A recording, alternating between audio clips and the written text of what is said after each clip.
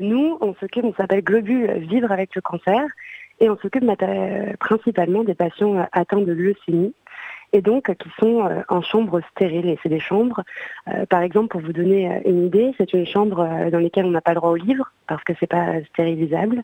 On a le droit qu'à 2 visites par jour et les enfants de moins de 15 ans ne sont pas admis. Donc ce sont vraiment des chambres dans lesquelles on est extrêmement isolé. Que proposez-vous pour lutter contre cet isolement? Nous, on a un dernier projet, on va équiper l'intégralité du service d'hématologie de la Pitié-Salpêtrière à Paris. Et donc, ces 40 chambres, on va les équiper en iPad. Et ça va changer durablement le quotidien des patients parce qu'ils vont pouvoir continuer à apprendre, à découvrir, à partager. Imaginez-vous une journée type, combien d'heures vous passez sur votre ordinateur à aller sur Internet, à lire des articles, à parler avec des amis sur les réseaux sociaux ou juste à regarder des séries.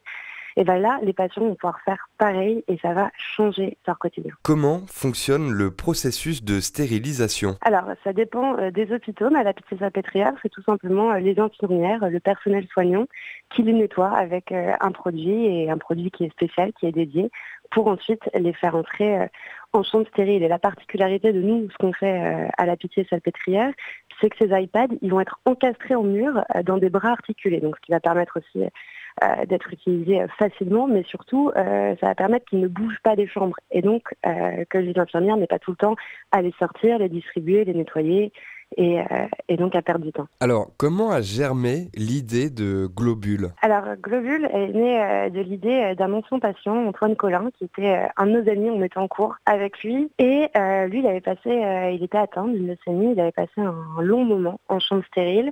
Et il en était sorti avec l'idée qu'on pouvait changer les choses. C'est-à-dire que c'était pas une fatalité d'être malade, on n'était pas obligé, parce qu'on est à l'hôpital, de pas pouvoir continuer à avoir un lien avec l'extérieur.